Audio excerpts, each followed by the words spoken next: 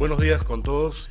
En esta oportunidad nos convoca el tema de las caricaturas y memes, ¿no? El poder corrosivo del humor político, en un contexto de contienda electoral entre la primera y segunda vuelta, y es motivo, un pretexto en realidad, para poder discutir un poco sobre el valor de esta expresión cultural, que es la caricatura, sobre su función en el mercado, en la sociedad, y también ver un poco de qué nos reímos los peruanos a partir de la experiencia tanto de Alfredo como de Mario, y obviamente el pensamiento más analítico de Julio Hevia.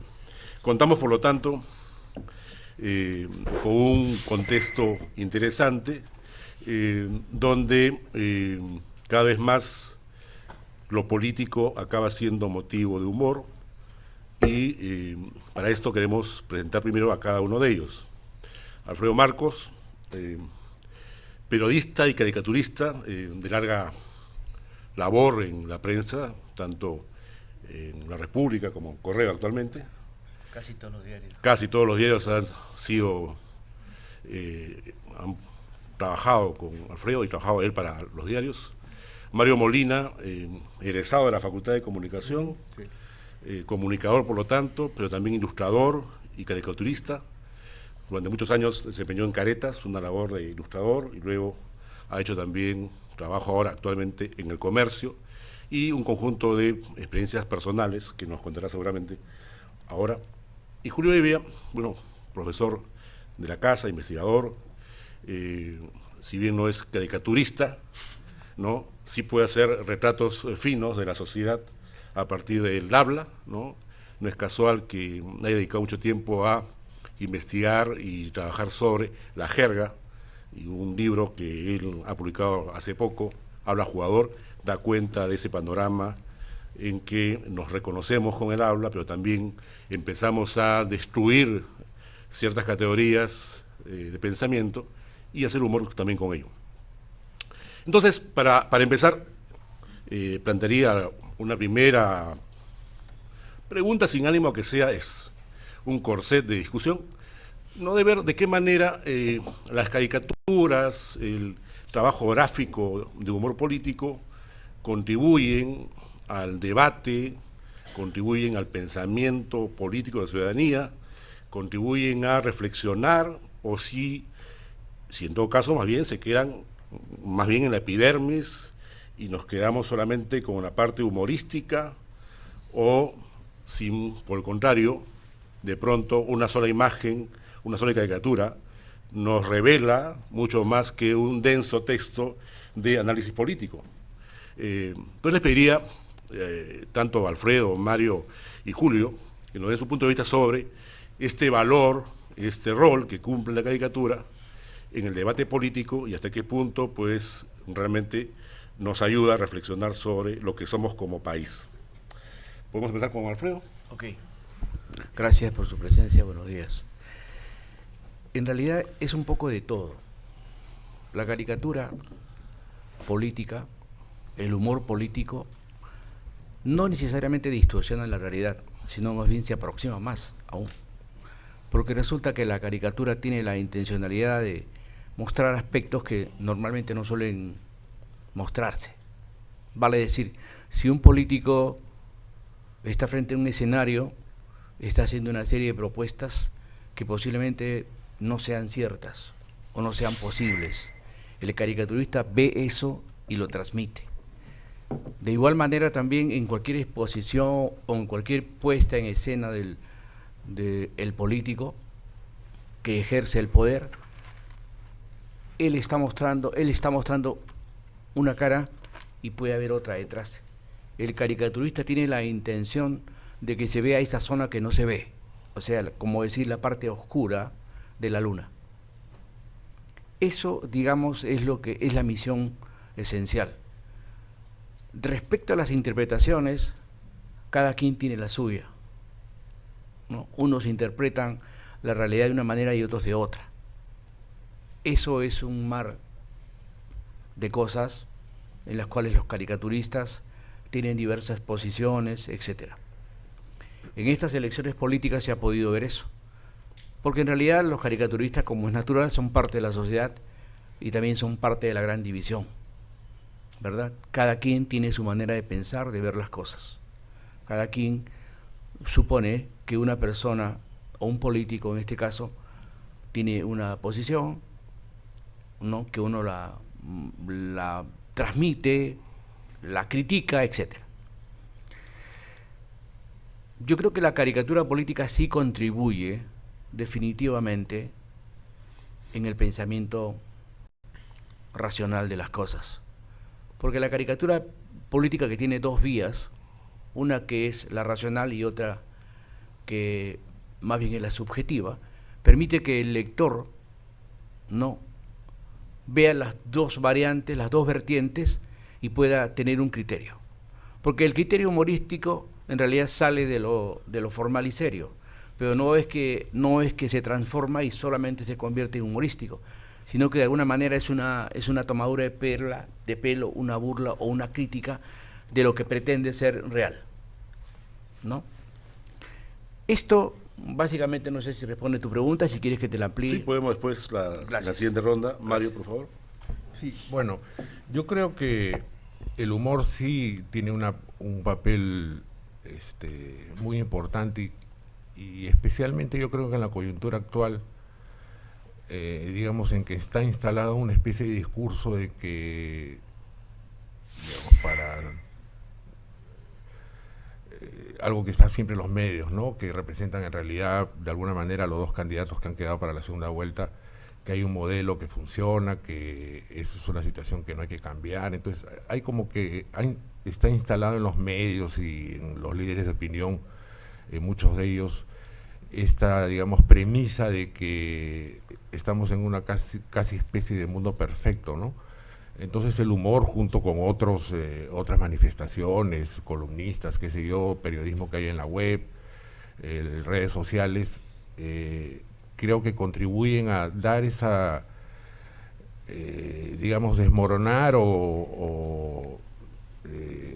esa visión aparentemente de que estamos en un mundo perfecto, ¿no? Yo creo que el humor en ese sentido es muy poderoso, porque el humor es un arma que sirve para eso, ¿no? El humor tiene que ser siempre, digamos, el humor efectivo, el humor corrosivo tiene que ser, no le debe faltar el respeto a todo el mundo, debe ser incómodo. Entonces yo creo que el humor, en este caso el humor político, la caricatura política, sirve para eso, para dar una visión, digamos, desde el costado, ¿no?, de las cosas.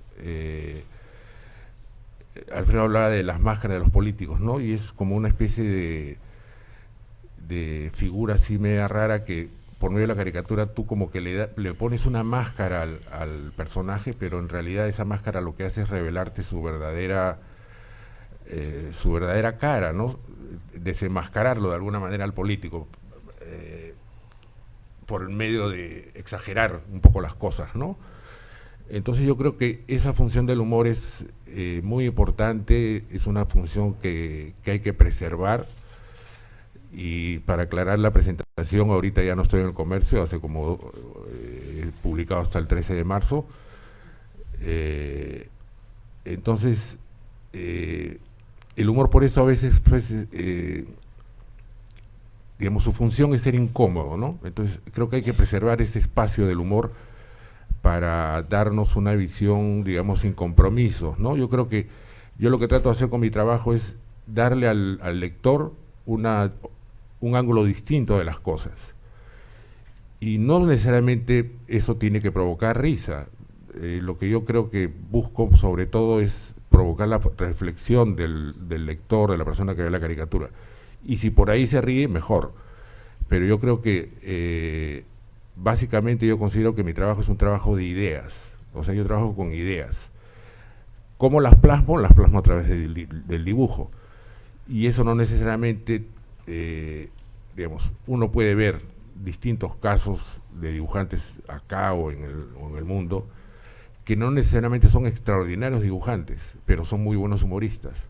O sea, la caricatura política o el humor dibujado, el humor gráfico, no necesariamente necesita un dibujo perfecto, ¿Por qué? Porque lo que vale en esencia es la idea. Si la idea está bien planteada, bien desarrollada, que te provoca una reflexión, que de alguna manera tú haces un clic con el mensaje, eso es suficiente. No necesita que sea un dibujo pues exquisito.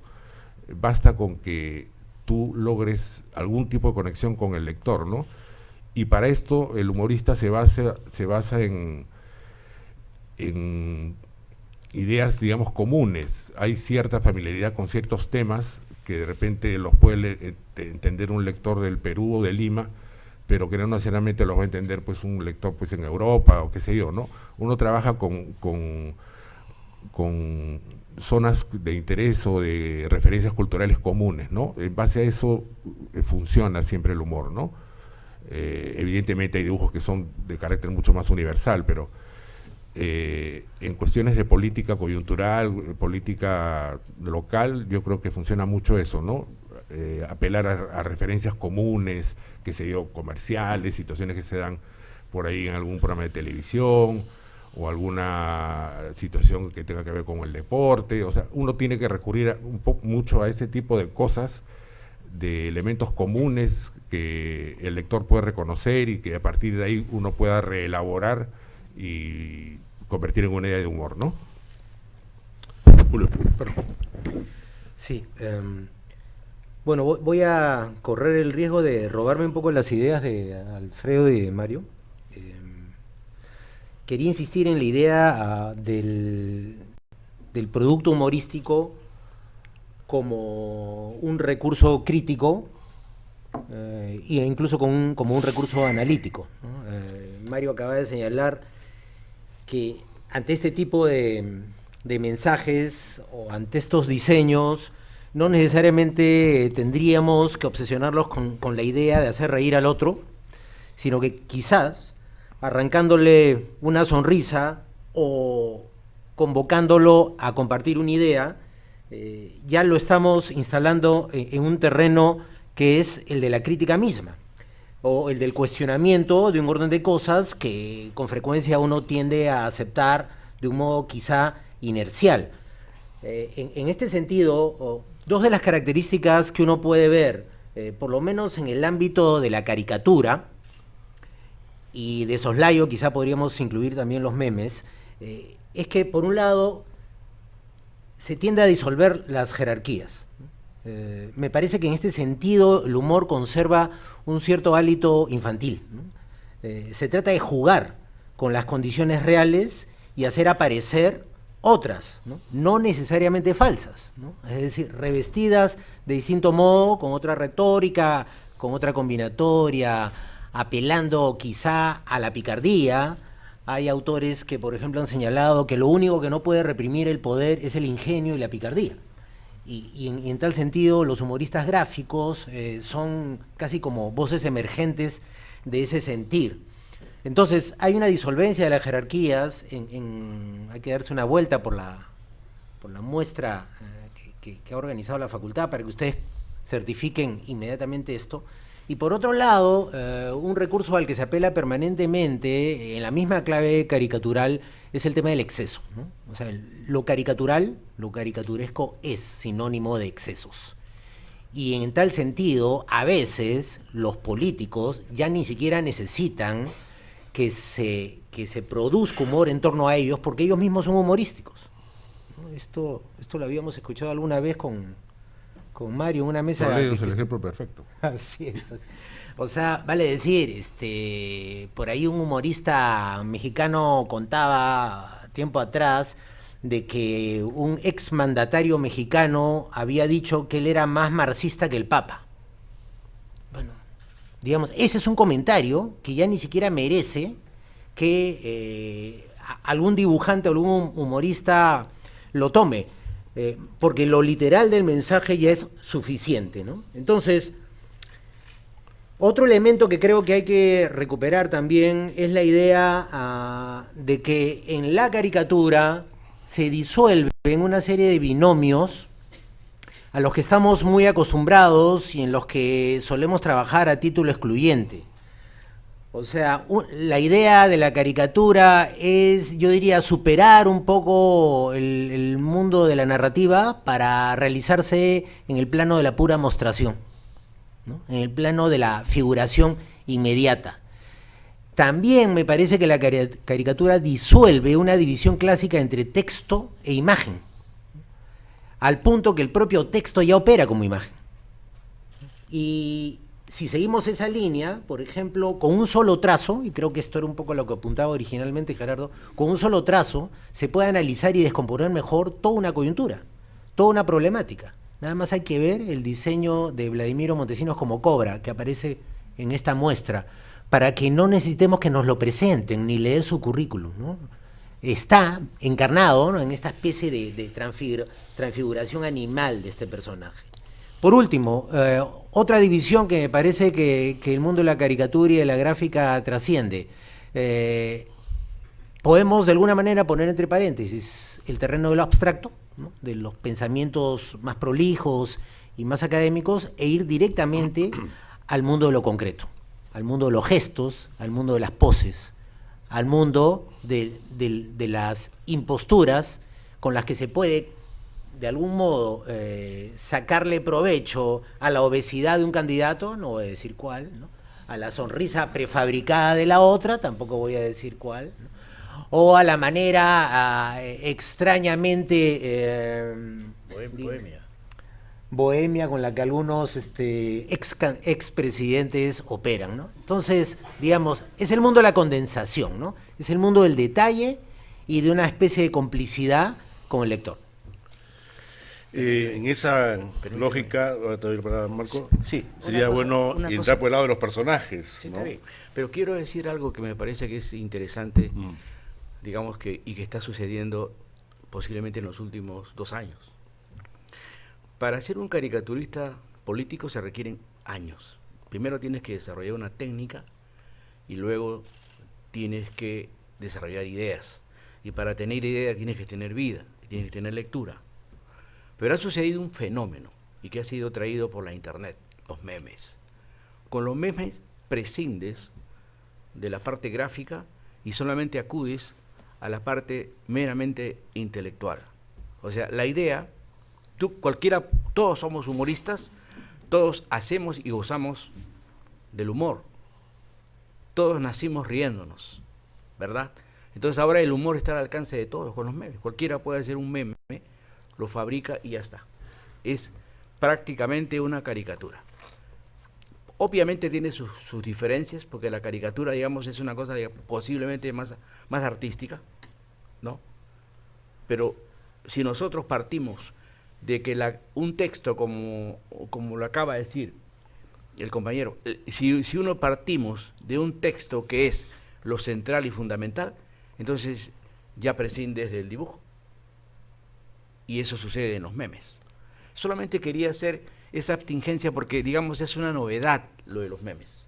Como tú sabrás, antes esto no existía, obviamente, no había nada de esto, solamente es el recurso gráfico. Pero ahora, digamos, los memes, ¿qué hacen? Capturan una foto del personaje mismo gracioso, transformado ya en caricatura por su propio gesto, y le ponen un texto. Esto, por ejemplo, es una novedad de los últimos tiempos. No sé si estarás de acuerdo. Pero tú evalúas ese hecho del meme como un elemento que aporta o es demasiado superficial. ¿Cómo compite con ustedes? Yo diría que democratiza. ¿Ya? Porque en realidad los caricaturistas son una élite muy pequeña, porque se requiere mucho tiempo y técnica para hacer esto. No solo la técnica para elaborar la caricatura, sino la técnica también para crear la idea, ¿no? Sin embargo, yo veo memes muy creativos en base a una foto. O sea, es la simplificación de la simplificación. Es lo que yo puedo apreciar. Y rescato como, digamos, un logro de la tecnología, ¿no? Y que es impactante, porque impacta. Agarras una foto de un tipo gracioso o lo transformas y haces una... O sea, tú construyes tu caricatura con elementos externos y no creados por ti. ¿De acuerdo? El caricaturista sí, está frente a un papel en blanco. y él deberá crear todo. El que está frente a imágenes juega con las imágenes, ¿de acuerdo? Es, digamos, el avance de la tecnología. Si tú me dices que si es un avance o no es un avance, yo te diría que sí lo es, ¿no? En realidad, lo que sucede es que los avances a veces son tan arbitrarios dentro del periodismo y tan rápidos que a veces terminan con otras cosas también, ¿no? El periodismo, por ejemplo, de la internet avanza a pasos agigantados en todas partes del mundo y la tendencia es que en el tiempo pueda terminar con el papel. Eso no se ve todavía en los principales países del mundo, eso no sucede aún, pero puede suceder. Pero ya está sucediendo. En algunos sitios En sí. Canadá hay un par de periódicos que editan una edición a la semana, un día a la semana. El país ha anunciado que ya va a desaparecer la edición en papel. O sea, Bueno, ese es el proceso. eso está que sucediendo. se viene en la prensa escrita, ¿no? Pero hay algunas cosas, por ejemplo, que resultan siendo muy atractivas, ¿no? Lo que pasa es que las nuevas generaciones quizás lo estén olvidando, y es el placer de tener un periódico, un documento en tu mano. No es lo mismo tener un documento y una imagen que tenerlo en tu mano, ¿no? Digamos, es un placer que tiene que ver con el tocamiento y también con el disfrute de otro tipo, ¿no? O sea, digamos, eso, por ejemplo, en el libro no se ve. O sea, es bien difícil estar leyendo en una internet un libro, es bien complicado. Mucho más placentero me parece que sigue siendo el libro. Posiblemente el libro vaya a tener más vigencia que el periódico, posiblemente, ¿no? Pues lo que pasa es que el periódico, cuando tú editas un periódico, ya sales como muerto, pues. O sea, todos los días tú editas un cadáver. Lo pongo esto como una caricatura. Porque los hechos que suceden en este momento y que yo lo estoy haciendo noticia, cuando lo saco el otro día, ya sucedieron otras cosas. Porque yo para ese proceso requiero de por lo menos 6, 7 horas. Y en 6, 7 horas el mundo puede haber cambiado. Sí. Vamos a centrarnos en el tema. Disculpa. Mario, ¿tú cómo evalúas el tema del meme? ¿Cómo lo ves en relación con tu trabajo? Yo creo que, digamos, en algún sentido es una competencia, pero como dice Alfredo, finalmente todo esto de las redes ha permitido democratizar mucho. O sea, todos ahora con un celular o una tablet o una computadora podemos generar contenidos. Hay contenidos de mejor calidad, de peor calidad. O sea, hay memes que yo he visto que son muy buenos, otros que son regulares, otros que son malos. Digamos, es un soporte distinto, ¿no?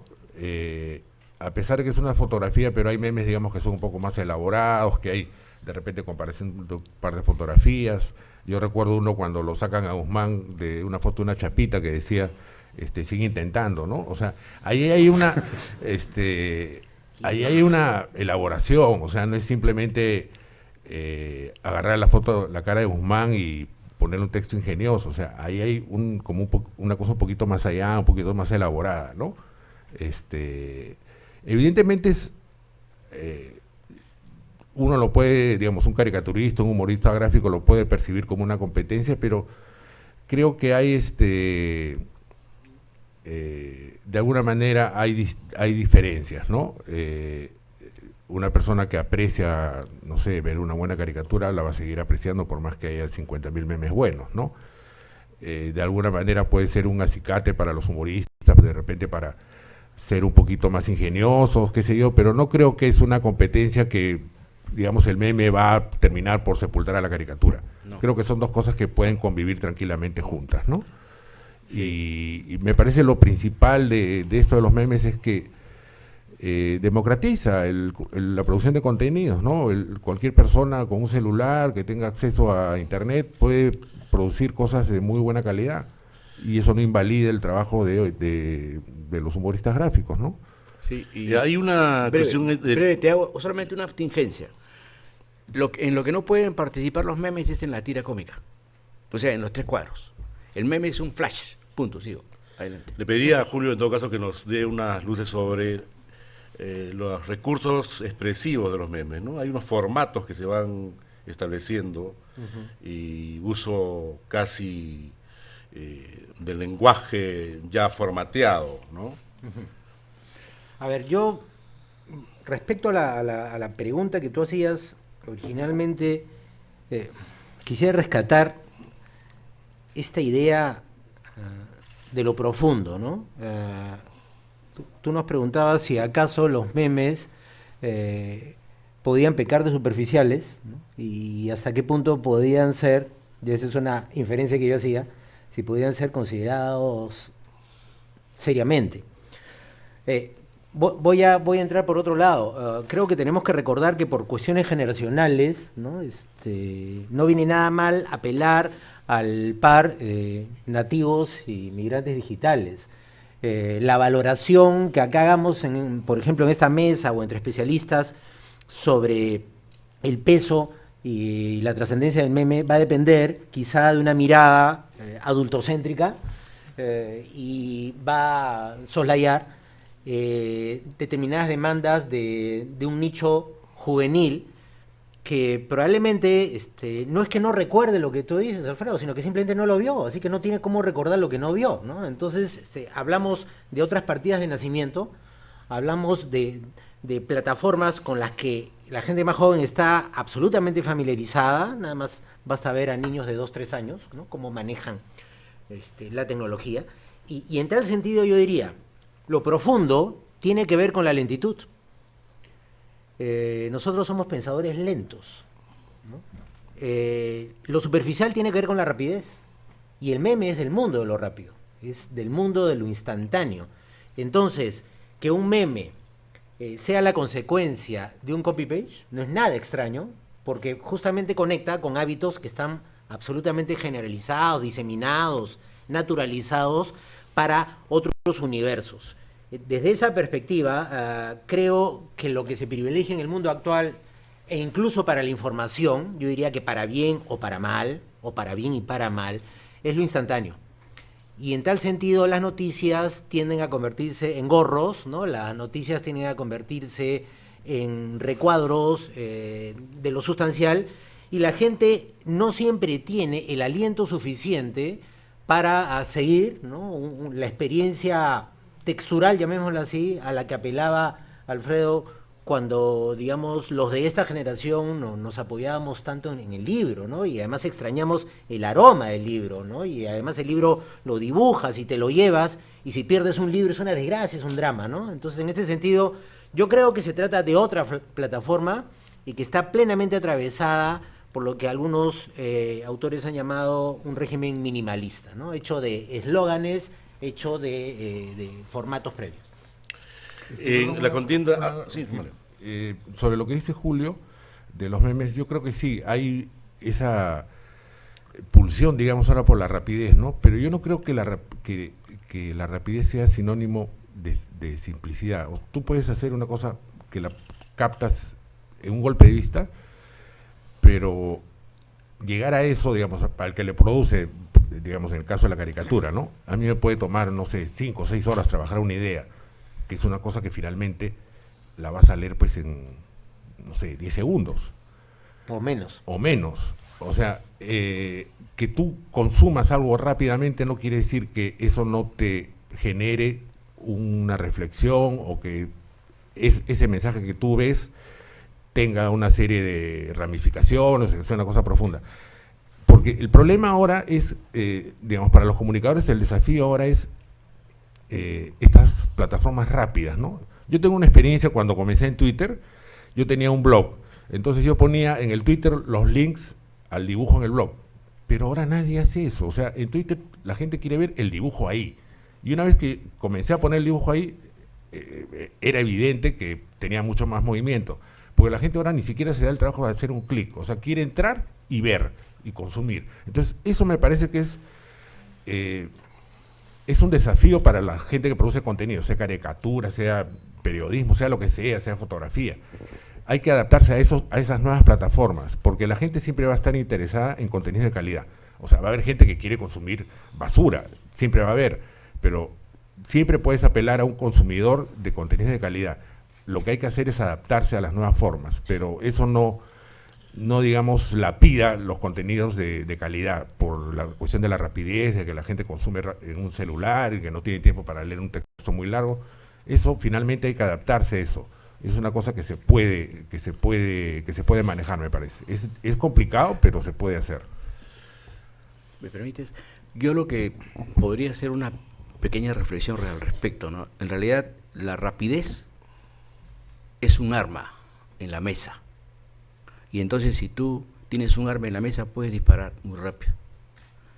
Le acaba de pasar eso a Kenji respecto a Keiko, ¿no? Se le ocurre una cosa y la lanza y crea un gran problema político. ¿Qué pasó ahí? No hubo el tiempo de la reflexión. Pero ¿a qué asistimos ahora los seres humanos en el mundo? Al sujeto pragmático.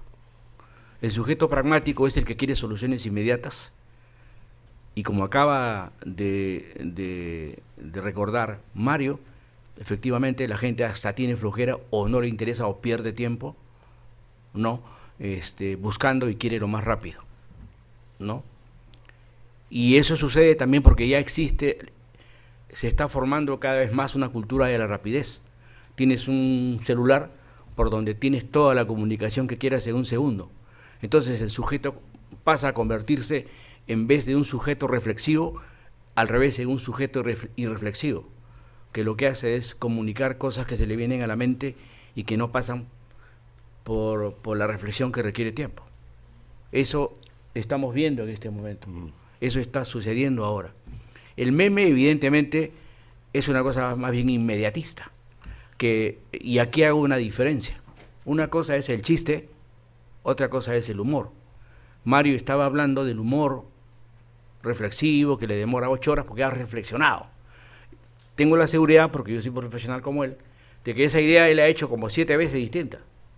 Pero para llegar a una idea le da muchas vueltas. ¿Se dan cuenta? Entonces el tiempo es fundamental para la elaboración de una idea que tú supones va a ser más efectiva. Hay en nuestro país toda una vida política y políticos, ¿no?, que en algunos casos son unos memes, ¿no? O sea, cuando Acuña dice no es plagio, es copia, prácticamente ya estaba haciendo el meme ahí. ¿Qué tan explotable y qué tan complicado es para ustedes los personajes políticos?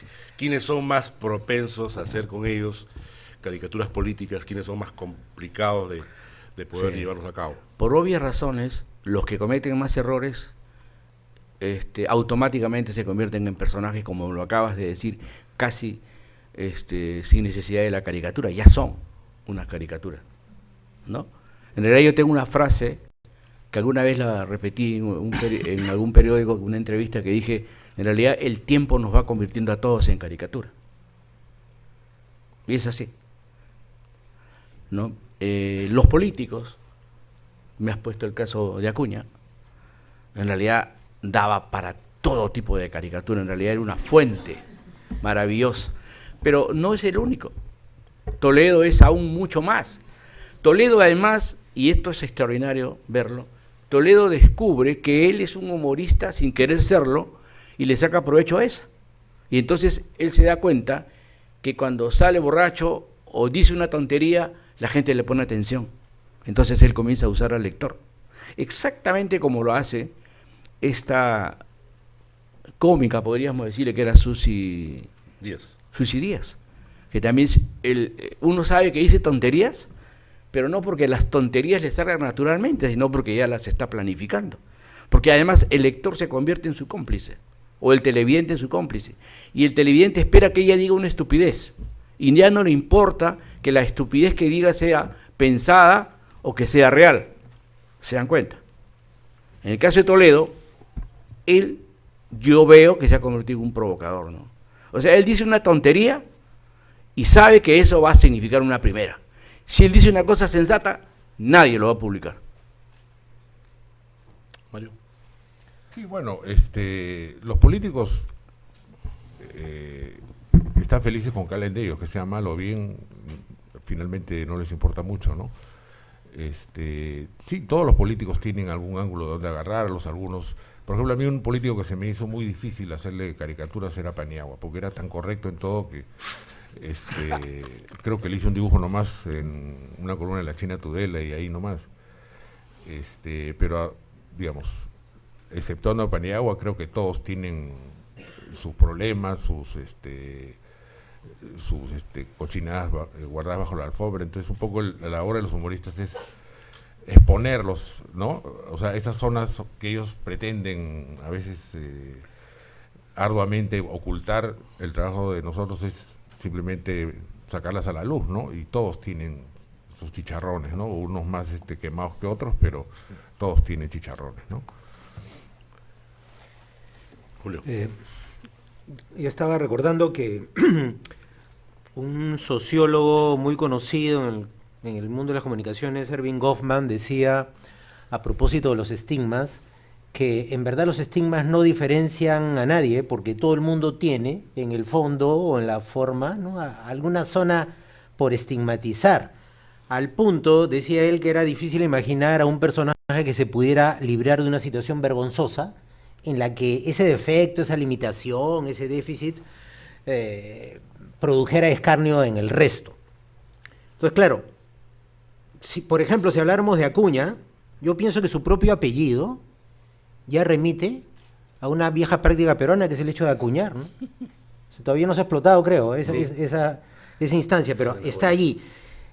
Digamos, volviendo a esta situación de lo inmediato, o de lo instantáneo, del impacto, creo que de todas maneras, voy a decir algo obvio, es muy distinta a la experiencia de elaboración, el trabajo sesudo que desarrolla el dibujante, que la experiencia inmediata de registro en el espectador. Incluso un filósofo como Foucault decía que en verdad en este tipo de productos se disuelve la frontera entre lo visible y lo legible. Entonces, aquí habría de repente que reflexionar largamente sobre la idea de cuánto el espectador de un producto humorístico o de un diseño, hasta qué punto es lector o simplemente es un voyeur, ¿no? Es alguien que se asoma y de inmediato recoge el impacto o no, como lo recoge el lector, por ejemplo, o el recolector de prensa chicha con los titulares, ¿no? No tiene mucho que analizar, y en ese sentido yo diría, exagerando, que hay un cierto paternalismo del propio artista, ¿no?, que entrega ya el material para que sea digerido, para que sea inmediatamente registrado. Porque, no sé, yo recuerdo, hay algunos trabajos de Mario, por ejemplo, que a mí me parecen más herméticos, y yo no sé si ahí de inmediato hay un deslinde entre un público que busca una salida fácil, divertida, entretenida, y otro que más bien entra en el juego del desafío y dice, a ver, ¿no?, aquí hay una doble lectura, aquí hay, ¿no?, aquí hay un plano de fondo, etcétera, etcétera. En todo caso, no sé si la profundidad del mensaje es lo más importante. Nunca fui muy amigo de lo profundo, ¿no? En verdad, casi todas las cosas que encontré analíticamente las encontré en la superficie, ¿no? Y la jerga creo que es un producto inmediato, ¿no?, que o impera e impacta en la superficie o no. Si tiene, digamos, que era, me parece en lo que insistía Mario, si tiene ramificaciones, si tiene derivas, si tiene metamorfosis, eso creo que es indiscutible. Pero en todo caso, yo preferiría estacionarme o estacionar el análisis en este otro plano, que es de un encuentro casi amoroso, una especie de gileo entre el humor gráfico y su público, ¿no?, que es el que va a definir a quién seguimos, a quién preferimos o qué cosa admiramos en ese proceso. Creo, por último, quiero cerrar esta intervención con esto, creo que el mundo holográfico no es ni racional ni emocional. El mundo holográfico es el mundo de la figura. He visto que hay una tendencia en muchos autores a pensar que las figuras, que las imágenes son emocionales. No tienen por qué serlo, o en todo caso, no tienen por qué serlo a título exclusivo. Hay mucha racionalidad en las chapas que le clavamos a otro, o que soportamos durante la vida entera, ¿no? Las sufrimos quizá emocionalmente, pero en verdad no son emocionales en sí mismas. Son producto de un análisis, de una descomposición que en una cultura como la nuestra pasa a ser casi un hábito, ¿no? Las caricaturas políticas están trabajadas en función de acontecimientos políticos. Suponen un conjunto de manejo informativo ¿no?, de lo que ha ocurrido en el país o en un cierto momento.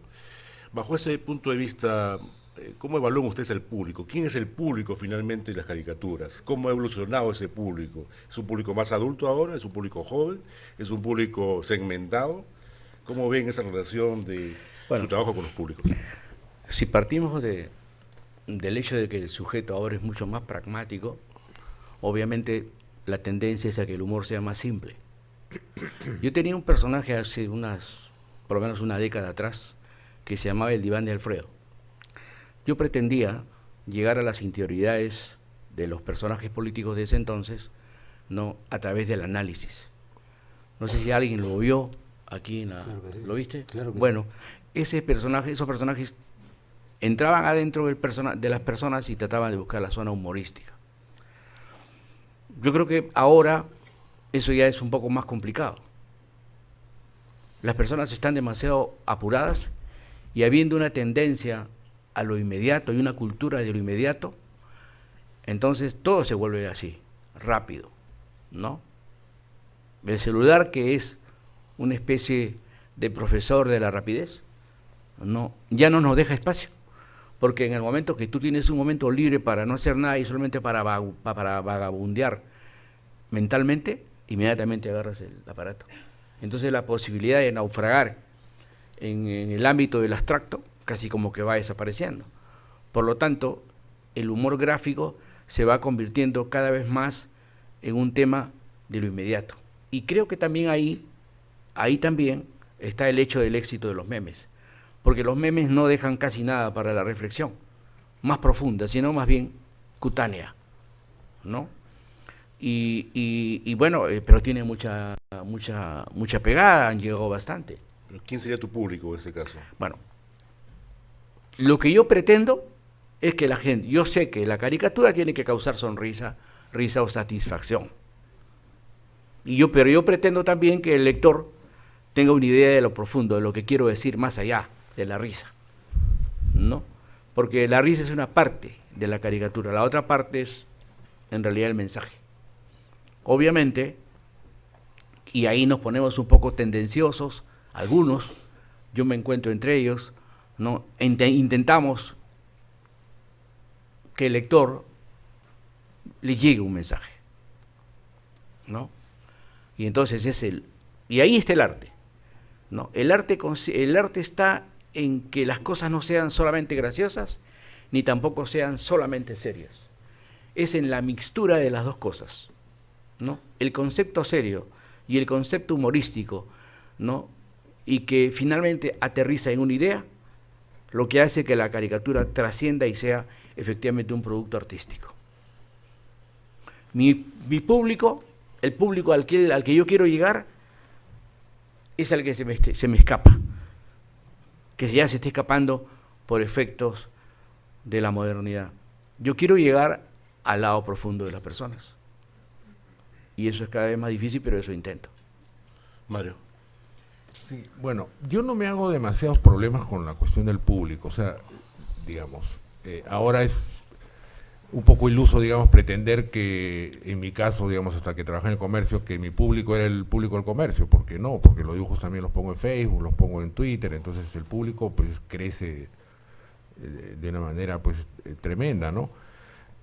Tradicionalmente, hace algunos años, cuando entré al comercio, se suponía que el lector tipo del comercio era un jubilado, pues más o menos, una persona más o menos tradicional. Yo no hago, mi humor no es para ese tipo de público. Lo que yo trato un poco, retomando una cosa que dijo Julio, a veces mis dibujos, mis caricaturas, mis dibujos pueden parecer un poco herméticos, pero es que yo trato de, no sé si conscientemente, pero trato de apelar mucho a la sutileza. O sea, no me gustan hacer cosas así obvias. Generalmente las primeras ideas que se me ocurren son las que las desecho porque trato de elaborar un poquito más. Me parece que mi humor va un poco más por el lado de la sutileza, de la sugerencia, de la cosa así vista de medio lado. Porque, digamos, una cosa estridente, dicha de una manera estridente, causa menos impacto. Piensen, por ejemplo, en el cine de Buster Keaton, ¿no? Un tipo que nunca se reía, pero eso, digamos, multiplicaba el efecto humorístico de las cosas que él hacía, porque el pata siempre estaba con la misma cara, le pasara lo que le pasara, la misma máscara. Entonces creo que eso es un poco lo que yo juego, ¿no?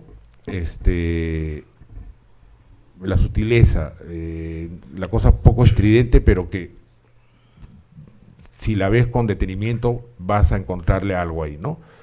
A veces corres el riesgo de ser hermético y que nadie te entienda, ¿no? Me ha pasado que el editor a veces en el comercio me decía, no entiendo el dibujo, pero me decía, bueno, es el titular del libro de la primera plana, ¿no? O sea, ni siquiera, como que no engarzaba las cosas de actualidad con lo que yo quería decir con el dibujo, ¿no? Yo creo que mi preocupación principal es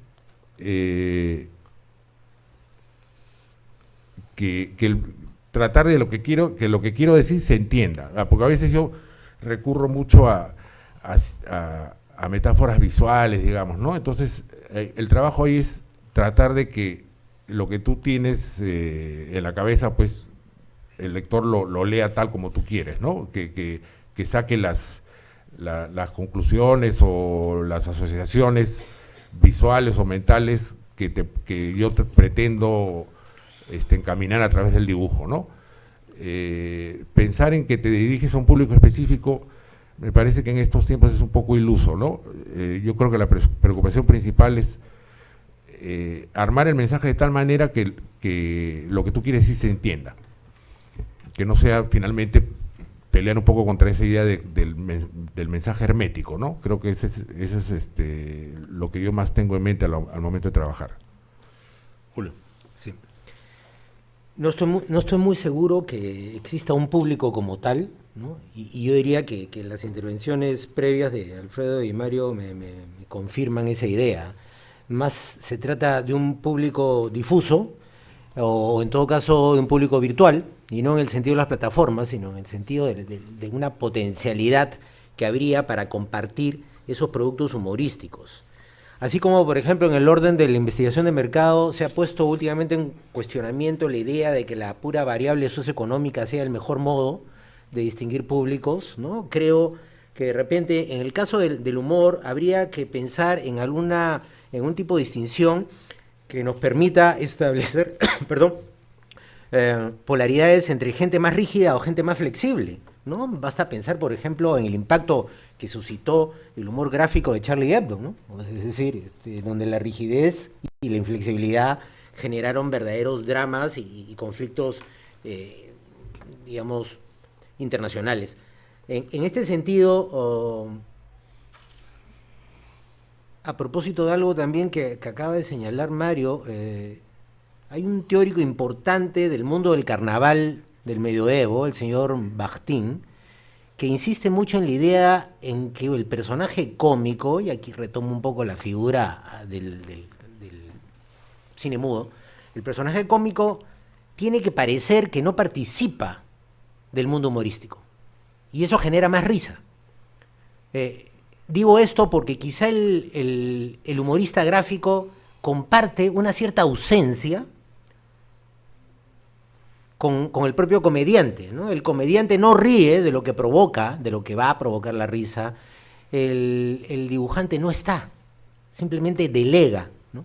Y coloca al espectador ante sí mismo, ¿no? Lo coloca ante lo que técnicamente podría llamarse un proceso de enunciación. Ahí está el enunciado. Bueno, pero hay que volver a enunciarlo, hay que completarlo, ¿no? Hay que releerlo, hay que hacer de él alguna otra cosa que quizá el propio autor no imaginó. En este sentido, a propósito de algo que dijo Alfredo sobre este personaje que tenía como referencia el diván, aquí voy a llevar agua para mi molino, por el mundo del psicoanálisis. Conversaba justamente con él antes de iniciar la mesa que entre psicoanalistas en algún momento corrió un chiste que en más de un sentido me parece que es una evidencia de cuán pertinente es que un chiste sea corto, ¿no? Los psicoanalistas o algún psicoanalista habría dicho que si el paciente llega antes de la hora, es paranoico. Si llega a la hora exacta de la sesión, es obsesivo. Y si llega tarde, es histérico. En todo caso, esta variante técnica, ¿no?, expresada del modo más sintético posible, es aquella a la que el humor apunta cada vez. Pero el hecho de que yo cuente esto y nadie se ría acá, cuando para mí era garantía de risa en otra época, significa que el humor tampoco podemos tan fácilmente englobarlo. Cualquier profesor de esta facultad, y seguramente cualquier facultad del mundo, podrá haber recogido experiencias un poco tristes intentando contar chistes a los alumnos de hoy, que en verdad lo miran con cara, ¿y este weón? ¿Me entienden? Mientras que eso era garantía de otra época. Porque en otra época, claro, el profesor, hablo de mi experiencia, el profesor tenía muy pocos años por encima del alumno. Con decirles acá, digamos, tengo el ejemplo vivo, este muchacho fue alumno mío en el año 80. En esa época yo me confundía con los alumnos, ¿no? Me venía muy bien. Ahora de modo alguno, ¿no? Estoy, digamos, en la tercera edad, entonces hay cantidad de brechas. Entonces digo, no olvidemos el factor generacional sobre el cual había insistido en otro momento acá en la mesa, porque el humor se redefine. Y podría haber algo de nostalgia, ¿no? Por ejemplo, en el comentario que hacía Alfredo, ¿no? Es decir, ¿dónde están los reflexivos de ayer, ¿no? O sea, de repente es más probable que encontremos hoy a los autómatas de la actualidad, en fin, o sea, no quiero insistir en estas categorías, pero me parece que es un elemento que quizá estemos un poco soslayando o subvalorando. Cada época trae también bajo el brazo no solo su pan, ¿no? El pan creo que escasea, más bien trae bajo el brazo un régimen humorístico. Y yo creo que los jóvenes, ustedes, se ríen de otras cosas, ¿no? Y no siempre es posible establecer esta sintonía. Y no lo digo con nostalgia, me he reído suficiente en mi vida como para ahora reírme de mí mismo, en el sentido de no necesariamente encontrar pautas para ese puente. Bueno, a mí me pareció muy gracioso. Perdón, Mario. Para completar un poco la idea de lo que decía Julio. Esto, digamos, el acto de formular el humor con cierta distancia, de alguna manera pone en evidencia el mecanismo mismo del humor, ¿no? ¿Qué es el humor? El humor es transgredir una secuencia lógica de algo. O sea, una persona que camina, pisa una caja de plata, no se cae. Ahí estás rompiendo una secuencia lógica. Lo que hacía Buster Keaton es un poco eso, digamos, en la manera de cómo formular el humor. ¿Qué cosa más graciosa hay que una persona seria contándote un chiste, ¿no? O sea, de alguna manera, el humor de él, menos el de Chaplin, era eso, romper esa secuencia. Una persona seria te está contando una cosa graciosa. Eso, de alguna manera, digamos, materializa el mecanismo mismo sobre el que se basa el humor, que es romper una lógica, una secuencia de algo. O sea, tú en el humor comienzas a contar una historia que crees que va a terminar de esta manera, pero no. Tú haces por medio del humor que termine de una manera distinta, pero que aún así guarda cierta lógica, una lógica mágica que hace que te rías. Porque si fuera una cosa que no tuviera nada que ver el final con el comienzo de la historia, no provocaría la risa. Provoca la risa porque, a pesar de esa ruptura, hay algo, hay un lazo, algo que conecta el comienzo de la historia, o el comienzo de lo que está formulando, con ese final que te provoca la risa. Y yo quiero agregar algo. Julio ha dicho algo muy interesante, ¿no? Digamos, este chiste que cuesta sobre los psicólogos es un gran chiste, pero nadie se ha reído, posiblemente porque en realidad el chiste sea un tanto elaborado, y además tienes que haber ido al psicólogo, pero etcétera, etcétera. Ido, o sea, bueno, pero y entonces, claro, en realidad lo que está diciendo, en buena cuenta, si yo quiero traducir un poco lo que acaba de decir Julio, es, en realidad todos estamos enfermos. El que va a un psicólogo puede ir sano y puede salir como un enfermo, porque el psicólogo va a descubrir que tú no eres un tipo perfecto y tienes una serie de matices que pueden ser tratados, pueden ser corregidos, etcétera, ¿no? Porque es muy interesante decir, el que llega antes de la hora, ¿no?, es paranoico. El que llega a la hora es obsesivo. Y el que llega después es histérico. Y entonces uno se pregunta, bueno, si yo cubro los tres tiempos, pasado, presente y futuro, está cubierto todo. Entonces yo digo, ¿y quién es el sano? Si todos los que llegamos al consultorio estamos enfermos, ¿verdad? Entonces, digamos, el chiste es tremendamente profundo, tremendamente crítico, pero además también advierte de otra cosa más, de lo que somos como seres humanos. Los seres humanos estamos llenos de cualidades y defectos y de sintomatología. ¿Es así, Julio? ¿Más o menos? Me temo que sí. Ya.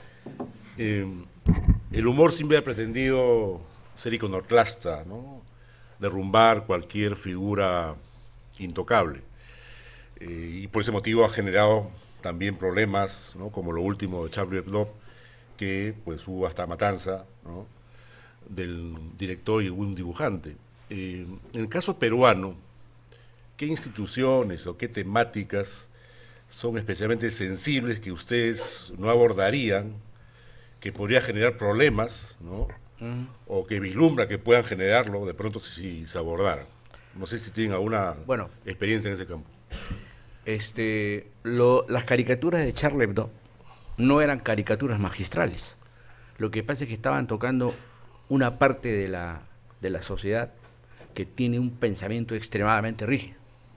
Porque si hubiera sido una caricatura de Charlie Hebdo en función al mundo occidental, esa caricatura no pasaba absolutamente nada, ¿no? Lo que pasa es que, claro, si yo entro a una iglesia y digo carajo, entonces todo el mundo se queda admirado, ¿no? Entonces digo, ¿qué pasa acá? Dice, no puede ser, ¿no? Quiero decir eso. Ahora, en lo personal, sí he tenido problemas en la época del fujimorismo. Sí, fui amenazado de muerte, de manera puntual, de manera directa, indirecta también, y tuve que irme un tiempo fuera, por esa razón, ¿no? Esa es una experiencia, y otros que son pues llamadas telefónicas y cosas, en realidad casi rituales y no tan importantes, ¿no? Pero esta que sí me pasó, ¿no? Y nunca tuve respuesta, no sé de dónde vino, no sé quién fue, porque recordarán los mayores que en la época del terrorismo venían las bombas, las amenazas, etcétera, y nunca sabíamos de dónde venían, si eran del lado oficialista o eran del Sendero o eran del MRTA, no sabíamos. O sea, terrible, ¿no? Ustedes jóvenes que están aquí presentes no han vivido esa época. Ha sido terrible, terrible. Mario, ¿algún tema que no se debería, difícil de abordar? No, digamos, todos los temas se pueden abordar, ¿no? O sea, no hay nada sobre lo que el humor no pueda decir lo que tenga que decir, ¿no? Yo, la verdad, o sea, confieso que no he tenido situaciones tan dramáticas como las que comenta Alfredo, pero ha habido ocasiones en que, me acuerdo en gestión, en la época de Fujimori, que lo saqué creo que fue todavía un Viernes Santo, a Fujimori en la cruz, diciendo, padre, tengo sed de poder. El director me llamó ya cuando se había publicado el dibujo, ¿no? Y me dijo que el cardenal se había quejado amargamente por ese dibujo, que una falta de respeto, que por aquí, que por allá. Y me dijo, no vuelvas a tocar temas de religión. Ya le dije, pero dejé pasar unas semanas y después cuando hubo oportunidad de hacer otro dibujo con curas o con temas religiosos, lo hice igual, ¿no? Después en el Comercio pasó una vez que hice una caricatura sobre la Comisión de la Verdad, porque Cipriani había hecho una declaración en la que decía básicamente que el tema de los derechos humanos era un tema muy importante como para dejarlo en un pequeño grupo de personas refiriéndose a la Comisión de la Verdad, ¿no? Entonces yo volteé la idea y lo puse a él con una serie de personajes así de extrema derecha. ¿Cómo se llamaba el marino que fue vicepresidente de Alan? Gianpietri, el general que ha candidato ahora, creo, por Acuña, diciendo lo mismo. El tema de los derechos humanos es un tema muy importante como mantener para que solamente un grupo de pequeñas personas lo maneje, ¿no? Y pasó una cosa muy graciosa en el Comercio. Bueno, ese dibujo yo lo hice, me acuerdo, de un domingo para publicarse el lunes. Y me dijeron de que el editor había dicho que era domingo en la noche, no quería meterse en problemas, que lo dejáramos para otro día. Entonces yo lo llamé y básicamente me dijo lo mismo, ¿no? Entonces al día siguiente yo fui al diario y en esa época, no sé si ahora, había una reunión en Opinión donde iba el director, no siempre, pero estaba el editor de Opinión y estaba el editor de Política. Y yo me acuerdo que le enseñé el dibujo a dos antes que comience la reunión. Se rieron, todo, ¿no? Pero ya cuando se instaló la reunión, que fue una cosa más formal, estas dos personas que habían celebrado el dibujo, digamos, antes de la reunión, finalmente salieron con que era un tema de coherencia editorial, que el Comercio siempre no había apoyado ni a los que estaban en contra ni a los que estaban a favor, que habían tenido una posición, digamos, intermedia, y no quisieron publicar el dibujo. Pero bueno, yo me quedé con mi conciencia tranquila porque en esa reunión hice todo lo posible para argumentar a favor de mi trabajo y que consideraba yo que era pertinente sacar un dibujo así, ¿no? Y después, hace poco, previo a la campaña, pero cuando salió este audio del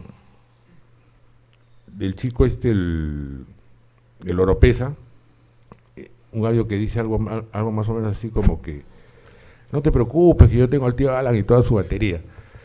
Entonces yo hice un dibujo que lo puse a Mulder y a Velázquez Quesquén con los conejitos de Duracell y Velázquez Quesquén le preguntaba a Mulder, Mauricio, ¿cuál es la pila? Y Mulder contestaba, no sé cuál es la pila, pero la batería es la del tío Alan. Y al día siguiente lo entrevistan a Del Castillo en RPP. Y antes de contestar la primera pregunta, sale así el tipo desaforado, dice, ¿quién es ese señor Molina que se permite burlarse así del partido aprista? El Comercio debería tener más cuidado de las cosas que publica. Bastó que dijeras eso y ese dibujo lo viralizó el dibujo. Claro. O sea, cuando el político se queja de una cosa así, ahora más todavía que antes, cuando hay todo esto de las redes sociales, provoca el efecto contrario. Él lo que trata es de acallar eso, de minimizarlo, pero lo que hace es todo lo contrario, ¿no? Toda la gente va a querer ver, ¿y por qué se quejó del dibujo? Entonces todo el mundo va a querer ver el dibujo, ¿no? Entonces, esos son los casos más relevantes que me han sucedido en todos los años que tengo trabajando, ¿no? Generalmente el político, salvo que sea una cosa así, como en este caso del Castillo, porque se siente ofendido, qué sé yo, pero la mejor reacción es la buena correa, creo, ¿no? O sea, admitir pues que otros piensan distinto y tampoco puedes enroncharse porque alguien te critica, ¿no? Si le haces caso o te manifiestas, digamos, tu malestar por algún dibujo, te fregaste porque es la peor reacción que puedes tener, ¿no? Bueno, permíteme. A ver, lo que pasa es que me ha hecho acordar una cosa, ¿no? Los religiosos son muy sensibles, en realidad muy sensibles. Un poco tolerantes, ¿no? Absolutamente, ¿no? Yo recuerdo que en Semana Santa también hice una caricatura. En realidad estaba faltosa la caricatura, pero bueno, la hice. No, en realidad estaba la cruz y no estaba Cristo. Entonces los soldados estaban ahí y decían, ¿y dónde se ha ido Cristo? Se ha ido a la playa, dijo. Claro, era Semana Santa como todos los chicos que se van a la playa. También se había ido a la playa. Entonces los curas me mandaron cartas, me escribieron algunas monjas. Te lo juro. Qué buena. Eso pasa. Julio, sí. ¿Qué temas son sensibles de ser abordados? Yo creo que el tema más sensible de todos y que, digamos, trasciende las características de lo que vemos acá en la mesa, hasta donde he podido ver, es la cuestión del racismo. Hace un tiempo la gente del Viceministerio de Cultura me invitaron, conjunto de especialistas, a hablar sobre el racismo en los programas cómicos en televisión. Uh-huh. Y claro, obligatoriamente ahí hay una especie de invocación casi sacra a la Chola Jacinta y al Negro Mame. Y lo que llama la atención es la actitud rígida, prohibicionista, es casi una especie de macartismo a la inversa, ¿no? O sea, a partir de hoy día queda decretado en el Perú que nadie más va a poder hacer humor con las características raciales del otro. cuando todos sabemos, por lo menos incluso restringiéndolo a la cultura escolar, de que el tema racial es un elemento que institucionaliza, legitima y recupera permanentemente las diferencias entre la gente. No digo que sea correcto, pero si colocamos el rótulo de lo correcto por encima de lo real, vamos a esperar que el mundo se parezca al ideal sin indagar por qué diablos es como es. O sea, por qué diablos, por ejemplo, entre los sectores marginales hay una capacidad irónica enorme, ¿no? Por ejemplo, para burlarse de sí mismos, ¿no? Hubo en Puebla, me parece, hace varias décadas, una catástrofe, un gran incendio, desapareció prácticamente toda la ciudad, y Carlos Monsiváis, por ejemplo, dice que el primer lugar donde aparecieron los chistes crueles sobre ese incendio que se había llevado prácticamente a toda la población fue en la propia Puebla, al punto que uno de los chistes era que habían quedado prohibidos los hornos microondas, ¿no? Entonces, ¿quién reclama a quién? ¿No? O sea, ¿no será acá también que hay una especie de inconsciente caviarista que dice, no, prohibido, ¿no? Mientras Benetton, por ejemplo, trabaja campañas a nivel mundial donde el color de la piel de los modelos hace juego con el color de los polos. Y nadie dice nada, ¿no? Y pasa a ser una figura, de algún modo, con licencia. Entonces, ese caviarismo, a propósito, se parece en lo concreto a lo religioso, a la hora de censurar. Así es, así es. Pero digamos, en este caso, el religioso se defiende a sí mismo. El caviar defiende a otro, a un otro que conoce poco, ¿no?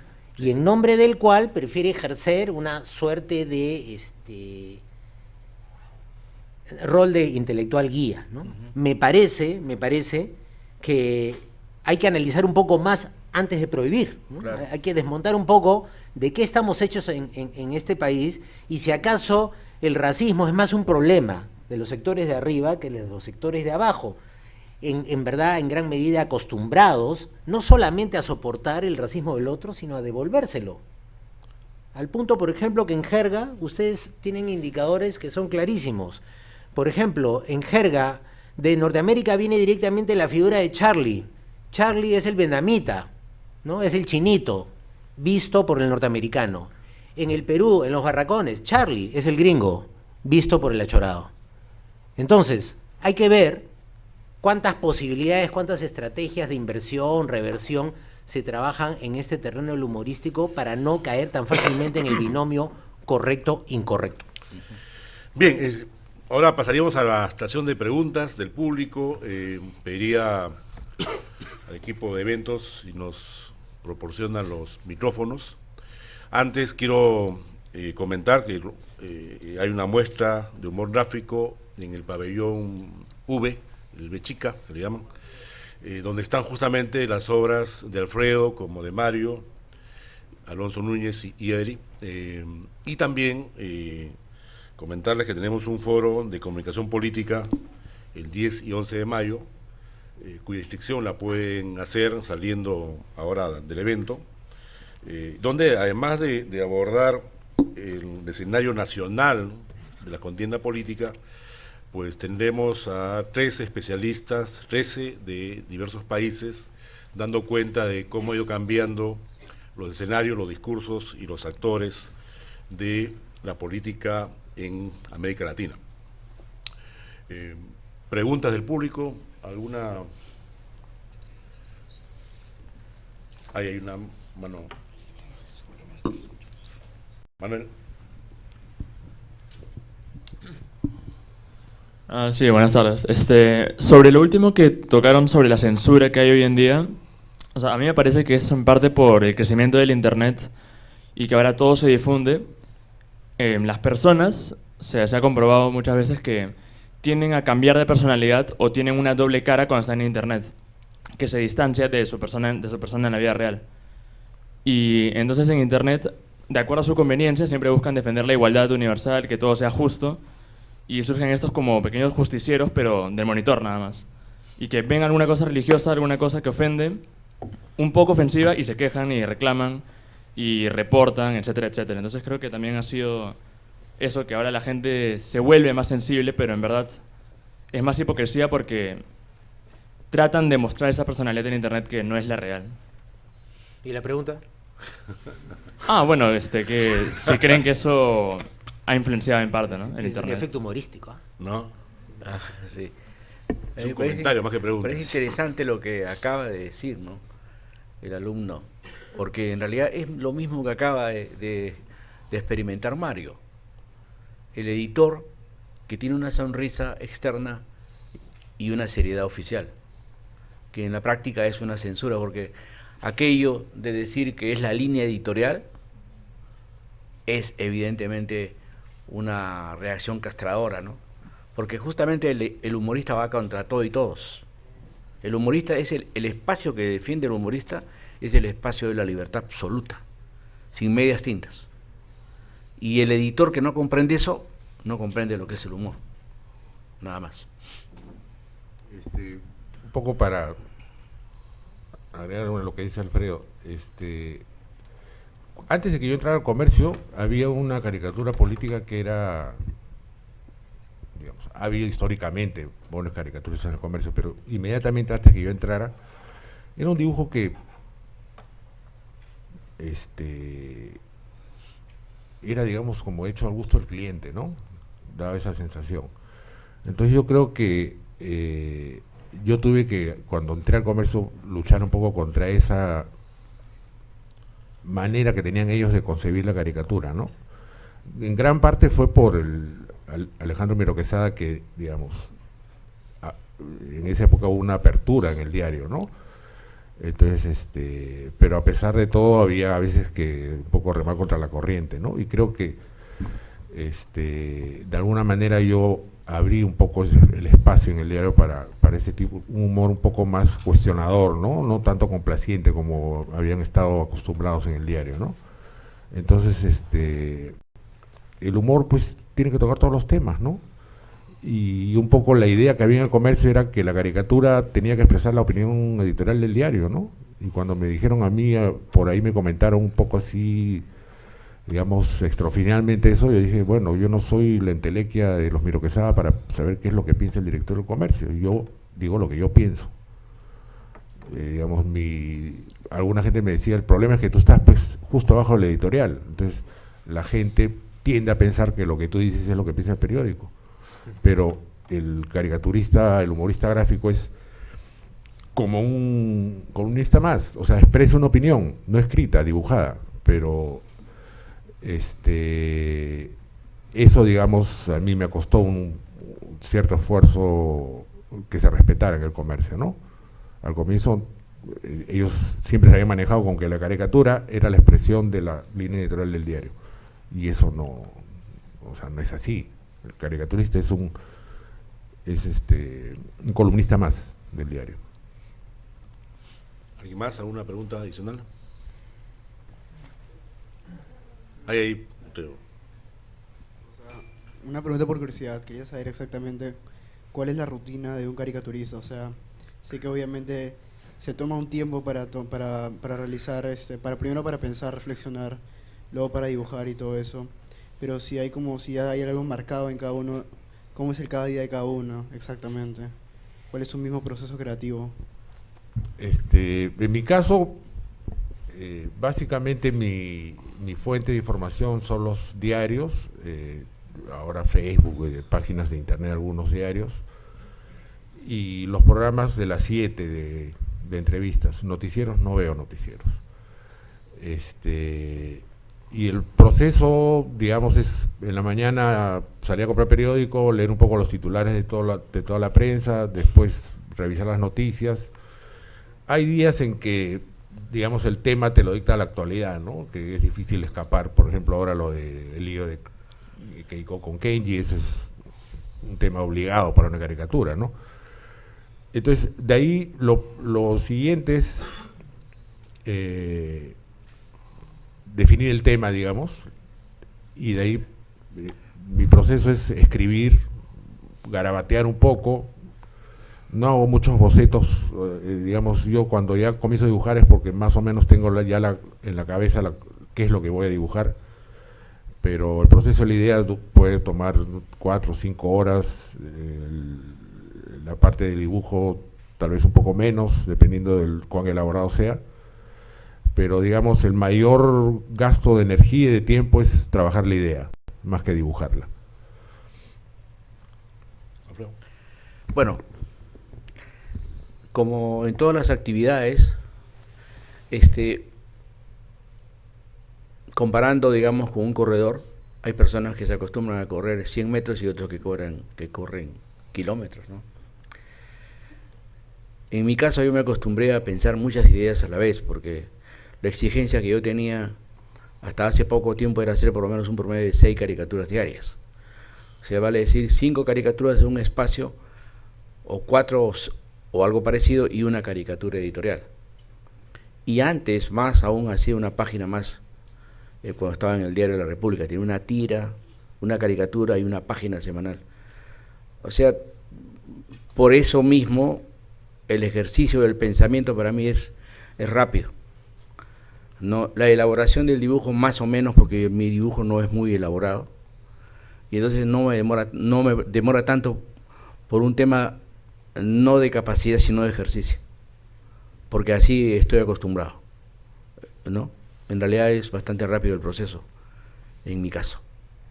Por estas razones que considero no tienen que ver nada con el talento ni nada, sino simplemente con la práctica. ¿Alguna pregunta adicional? Acá hay.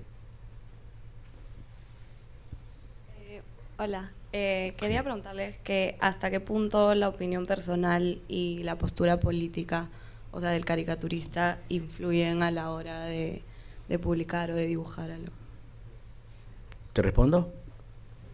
Yo creo que, como siendo una opinión particular, siempre será una opinión obviamente personal, porque es una interpretación de las cosas. O sea, pretender ser, digamos, pretender estar al margen de los sentimientos y de los afectos es bastante difícil. Incluso si lo haces así, podría más bien no ser honesto, sino al revés. Uno siempre está inclinándose hacia algo o hacia alguien, o un pensamiento, una idea, o una característica, etcétera, ¿no? O sea, para mi modo de ver, eso es ser honesto. Bueno, yo creo básicamente lo mismo, ¿no? O sea, cuando tú haces un dibujo de humor estás dando una opinión, o sea, tú estás ahí de pico y patas metido en ese dibujo, ¿no? O sea, lo que está en ese dibujo te representa a ti, tus ideas, tu manera de ver, tus fobias, tus amores, todo está ahí, ¿no? O sea, yo firmo el dibujo y eso es lo que yo pienso, lo que yo siento sobre lo que estoy hablando. Evidentemente no es, o sea, es una cosa completamente subjetiva, ¿no?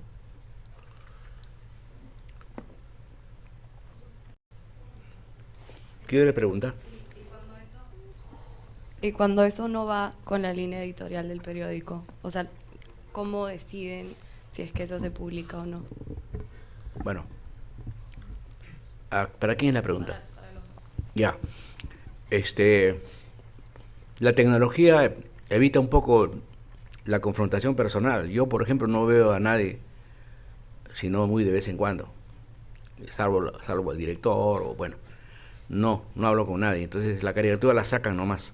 Muchas veces me critican, pero no ha habido todavía una censura, porque también es vergonzoso para ellos censurar. En el caso de Mario, que está en el diario, les hace más simple, pues, porque está al lado y dice, oye, compadre, esta caricatura está muy fuerte. Yo no trabajo en el diario. Ah, no, ya. Pero no, pero te dicen, no, oye, porque tú lo dijiste, ¿no? Que había personas que te decían, sí, pero en realidad esa es una intención de censura en el caso de él, ¿no? Porque él tiene que tener absoluta libertad para decir y pensarlo. Lo que pasa es que, ¿sabes qué sucede? Que la gente está consciente de que la gente más ve que lee. Si una caricatura la ven todos, un texto necesariamente no, lo leen algunos. Entonces el editor se preocupa por una caricatura que, digamos, golpea a alguien porque está pensando en esa persona cómo se va a sentir y qué intereses puede estar golpeando. En este caso, Mario, ¿no? Es lo que pienso. Solo es una pequeña duda. En una parte dijeron que a los políticos les gustaba que los publicaran, aunque sean buenas o malas cosas de ellos, pero En verdad no siempre quieren buena fama o algo así. Que no siempre que lo que quieren es tener buena fama.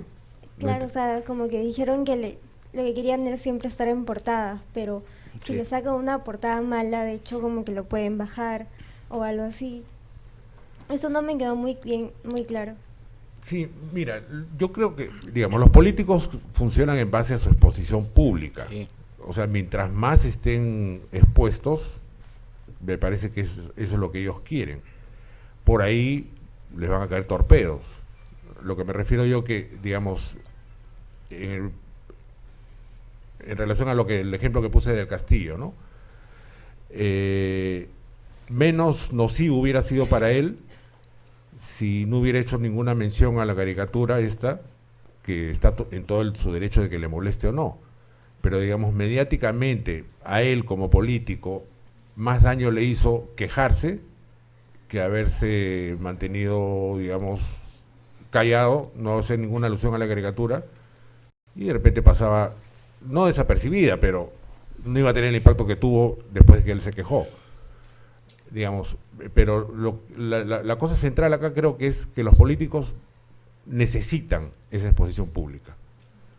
Entonces, ellos la buscan, son los primeros interesados en estar en, tú lo has visto en esta campaña, o sea, todos se mueren porque los entrevisten. Ese es su material de trabajo, digamos, es ese para ellos. Una cuestión, sí, perdón, Julio. aunque no sea el caso, no sé si sabes o recuerdas que cuando Scorsese estrena La Última Tentación de Cristo, la iglesia se levanta en masa, la iglesia católica, y hay cantidad de manifestaciones en contra, lo cual fue un efecto en boomerang, generó una promoción enorme la película, ¿no? O sea, entonces a propósito de lo que tú, con lo que terminaste tu intervención, hasta la mala fama es buena. ¿Mm? Últimas preguntas. A ver, sí. Buenas tardes. En primer lugar, hacer simplemente un comentario y una pregunta. La primera es que con respecto a la resignificación del humor generacional, lo que Alfredo dijo de que en el caso de los memes, de repente hay una diferencia con la tira cómica, porque el meme era inmediato, ya van apareciendo incluso memes que presentan una secuencialidad, ¿no? como una especie de tira cómica cada vez más elaborada. Y mi pregunta iba por el lado de, es verdad que en los diarios a veces se le ha, digamos, sugerido que no saquen cierta caricatura, pero ¿ha habido algún caso inverso donde, digamos, el editor o alguien les ponga el tema o les diga, ¿sabes qué? Tienes que sacar esto o tienes que hablar sobre esto necesariamente? Bueno, yo he visto antes, mucho más antes, eso que ahora. Que ahora tienen un poco más de vergüenza los dueños, ¿no? Porque rápidamente cualquier cosa se corre muy rápidamente por la internet y por todo, entonces se entera todo el mundo.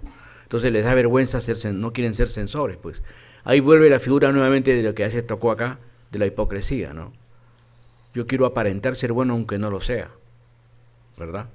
La apariencia es más importante que lo real.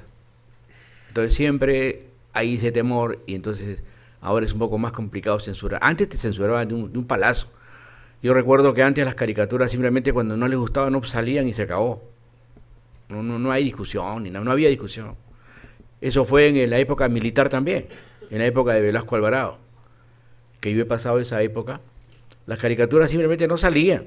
O te decían, haz esta, así, punto. O no sale. No hay discusión.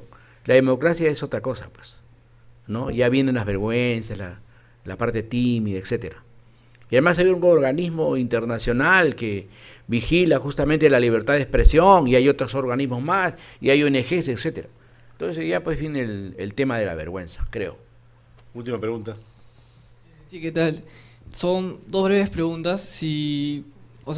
¿Tú consideras que esta campaña política, que ha habido tantos personajes, tantas frases, lo de las marchas, cierto diálogo, los candidatos, ¿crees que ha sido la que ha permitido una mayor expresión de la caricatura? O sea, ¿crees que ha sido más fácil que en campañas electorales anteriores? Y la otra pregunta es, si no fuera política, ¿a qué te dedicarías? O sea, ¿qué otro tema sería? ¿Estás preguntándole a quién? A ver, A los dos, ¿no? yo creo que todas las campañas tienen sus atractivos o sus puntos de dónde hacer humor, ¿no? Yo no creo que esta haya sido mejor que la anterior. Yo creo que la anterior fue de repente más crispada, no sé, pero en esta, por ejemplo, una cosa que se ha echado mucho de menos son los debates, ¿no? Pero cada una tiene sus cosas y de todas las situaciones de política se puede hacer humor, ¿no? No creo que esta haya sido más, haya propiciado más hacer humor sobre la campaña. Creo que en todas hay material para trabajar, ¿no? Y si no me dedicara a la caricatura política, siempre puedes hacer humor de cualquier tema. O sea, estoy más acostumbrado a esa mecánica del humor político, pero se puede hacer humor de todos los temas, ¿no? De temas inactuales, no necesariamente políticos. Bueno, si no me hubiera dedicado a la caricatura, la verdad que no sé qué diablos hubiera hecho, no sé, honestamente. No sé. Ahora, porque yo he sido caricaturista político desde los 17 años. O sea, tengo más de 40 años haciendo esto. Si tú me preguntas qué hubiera hecho, bien jodido esta respuesta, ¿no? No sé. No se me ocurre, honestamente. Ahora, ¿qué época fue mejor para hacer caricatura? Todas. Todas. Y siempre. Y incluso así no haya caricatura, así no haya política también. Cuando hay dictadura es mejor todavía.